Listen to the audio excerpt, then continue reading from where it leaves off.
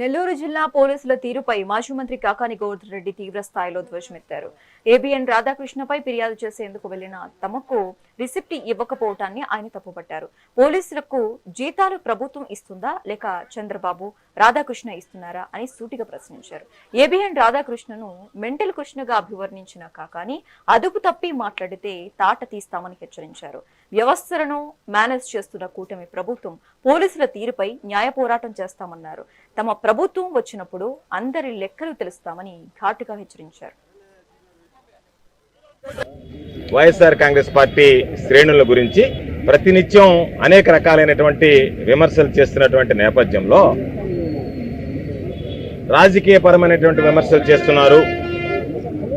వ్యక్తిగతంగా మా పైన అనేక రకాలైనటువంటి విమర్శలు చేయడం, లేనిపోని అవినీతిని అంటగట్టడం, అనైతిక కార్యక్రమాలకి వైఎస్ఆర్ కాంగ్రెస్ పార్టీ పాల్పడుతుంది అని చెప్పి పదే పదే పత్రికల్లో రాయడం, టీవీలో చూపించడం అనేటువంటిది పచ్చ మీడియాకి ఆనవాయితీగా ఉంది. దాంట్లో ఏబిఎన్ ఆంధ్రజ్యోతి ముందడుగులో ఉంది. అయితే ఈరోజు ఒక అడుగు ముందుకు వేసి వైఎస్ఆర్ కాంగ్రెస్ పార్టీ శ్రేణులు వెన్నెముక లేని వాళ్ళు అని అంటూ, దానితో పాటు జగన్మోహన్ రెడ్డి గారు ఆదేశిస్తే మీ భార్యలు కాదు అని చెప్పి